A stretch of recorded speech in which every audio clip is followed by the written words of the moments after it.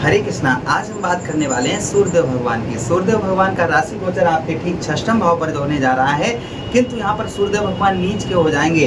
दृष्टि उच्च की रहेगी आपके 12वें भाव पर। सूर्यदेव भगवान का यह अनोखा गोचर है। हर वर्ष सूर्यदेव भगवान जब भी तुला राशि के अंतर्गत आते हैं तो नीच के हो जाते हैं। हमारे वृषभ राशि के जातकों के लिए क्या प्रभाव रहेगा सूर्यदेव भगवान का, क्योंकि यही सूर्य आपके जीवन में सुखों के स्वामी हैं। जीवन में हर सुविधाओं के स्वामी कौन है?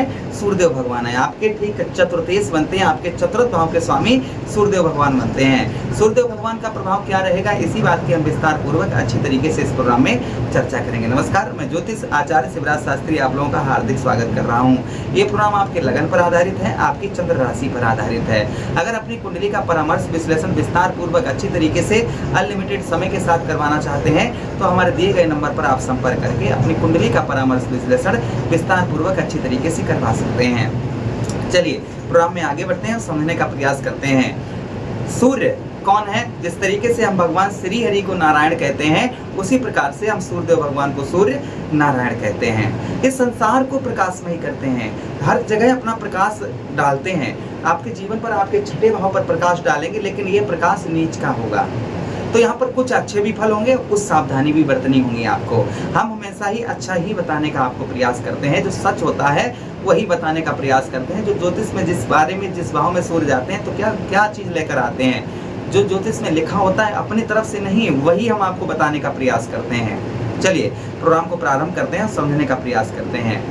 सबसे पहले मेरा सभी दर्शकों का प्रेम भरा प्रणाम, और आपको सभी को कोट कोट प्रणाम। आप भी नीचे कमेंट बॉक्स में प्रणाम अवश्य लिखिएगा। चलिए प्रारंभ करते हैं, समझने का प्रयास करते हैं। देखिए छठा भाव हमारा रोग का है, ऋण का है, शत्रुओं का है। यानी रोग, ऋण और शत्रु, साथ ही चचेरे में मेरे भाई और कमर संबंधी रोगों का है। तो देखिए सूर्य अर्थात जीवन में सुखों के स्वामी षष्ठम भाव पर जा रहे हैं। और शत्रु, सबसे पहले हम दुश्मनों की बात करेंगे। ऐसा कोई व्यक्ति नहीं संसार में जिसके शत्रु ना हो। किसी के कम है, किसी के ज़्यादा है, लेकिन संसार है। संसार में शत्रु ना बनाने पर भी आप कितने भी अच्छे चलो, लेकिन फिर भी शत्रु जो है दुश्मन बन जाते हैं। तो यहाँ पर शत्रुओं का प्रभाव भाई ज़्यादा रहेगा। जो शत्रु हैं आपके, शत्रुओं का प्रभाव ज़्यादा देखा जाएगा, लेकिन शत्रु आपका कर कुछ नहीं पाएंगे।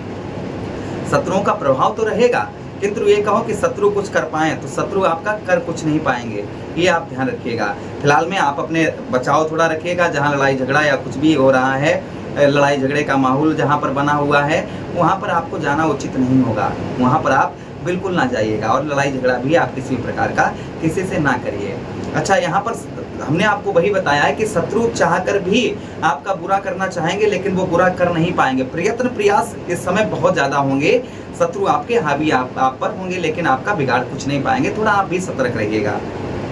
अच्छा, उसी के साथ ही साथ आगे हम बात करते हैं सूर्यदेव भगवान की, कि यहाँ पर भूमि, जमीन जायदाद अगर आप लेने की प्लानिंग कर रहे हैं, कोई जमीन जायदाद खरीदने का, या कोई घर खरीदने का, या कोई वाहन खरीदने का प्लानिंग कर रहे हैं, तो थोड़ा सा आप ठहर जाएं। कब तक ठहर जाएं?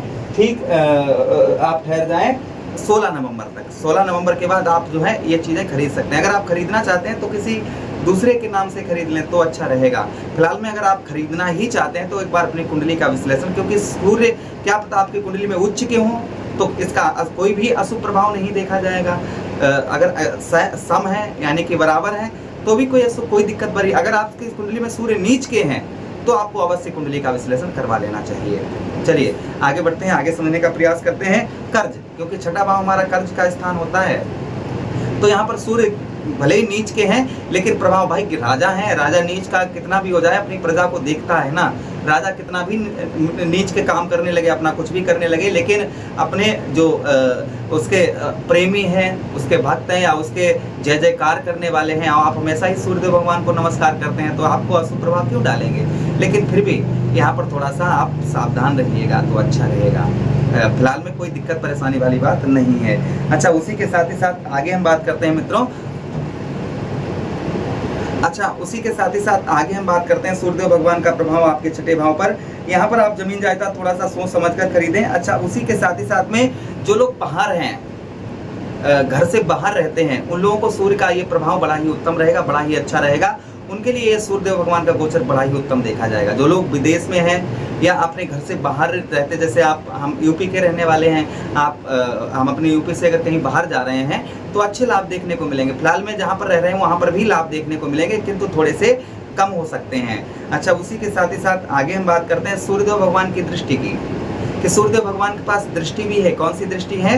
सप्तम दृष्टि है। तो सूर्यदेव भगवान की सप्तम दृष्टि आपके व्यय भाव अर्थात 12वें भाव पर पड़ेगी। नीच दृष्टि होगी लेकिन उच्च के घर पर पड़ेगी, तो क्या प्रभाव रहेंगे, इस बात की भी हम चर्चा विस्तार पूर्वक अच्छी तरीके से कर लेते हैं कि 12वें भाव पर सूर्यदेव भगवान का प्रभाव आपके जीवन पर किस तरीके का पड़ेगा।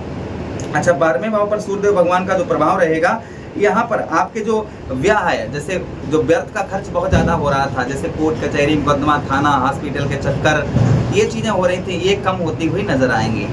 जैसे जो व्यर्थ का आपका बहुत ज़्यादा खर्च हो रहा था, भाई पैसा व्यर्थ का हम उसको बोलते हैं, भाई हमने कोई चीज़ खरीदी, हमने ये मोबाइल खरीदा, ठीक है, तो हमने क्या किया, इसमें अपना पैसा लगाया, धन लगाया, ये हमारे पास है, इससे हम सब कुछ कर रहे हैं, है ना, तो ये हमारा पैसा लगा है, तो हमें दिख रहा है कि हमने पैसा लगाया, तो हमें दिख रहा है। और जब हमारा पैसा हमें दिखाई नहीं देता है कि कहाँ गया, हमें पैसा हमारा दिखाई नहीं देता है कि हमारा पैसा गया तो कहाँ गया, उसको कहते हैं हम व्यर्थ का खर्चा। जैसे कोर्ट में चला गया, कोर्ट कचहरी के बाद में पुलिस थाने में चला गया, हमें दिखाई नहीं पड़ा हमारे पैसे से क्या मिला, हमको कुछ नहीं दिखाई पड़ा। हमारे साथ फ्रॉड हो गया, किसी ने कहा भैया हमें दे दीजिए, हम आपको बाद में दे देंगे, तो हमें पैसा दिखाई नहीं पड़ा कि हमारा पैसा गया तो कहाँ गया। इसे कहते हैं व्यर्थ का खर्च, यानी कि एक्स्ट्रा खर्चा। तो ये जो एक्स्ट्रा खर्च आपका हो रहा था, ये आपका कम होता हुआ नजर आएगा। भाई दीपावली का समय है सबसे, और हम आपको बताना भूल गए कि दीपावली की भाई हार्दिक शुभकामनाएं सभी को हमारी ओर से एडवांस में पहले से ही। तो यहाँ पर जो व्यय खर्च है, यानी कि जो ज़्यादा खर्च आप कर रहे थे, वह खर्च आपका कम देखा जाएगा। अच्छा, उसी के साथ ही साथ आगे हम बात करते हैं कि आपके जीवन में सुख सुविधाएं, जो सुख सुविधाएं हैं, ये थोड़ी सी बढ़ती हुई नजर आएंगी। नौकरी में जो लोग प्राइवेट सेक्टर में, क्योंकि छठा भाव हमारा नौकरी का प्राइवेट सेक्टर का होता है, इसलिए भाई हमारा कहने का मतलब यही है कि उच्च लोगों से, जो आपके उच्च के अधिकारी हैं, जो बड़े लोग हैं, उनसे आप संबंध अच्छे बना कर रखिएगा। इस बीच में उनसे पंगा लेने का प्रयास मत करिए, तो अच्छा रहेगा। जो आपके उच्च के लोग हैं, जैसे आपके बॉस हैं, आपके ऊपर जो काम करते हैं, उन लोगों से संबंध जो है, रिलेशन आप प्राइवेट सेक्टर में उत्तम अच्छे ही बनाकर आपको इस समय पर रखने हैं।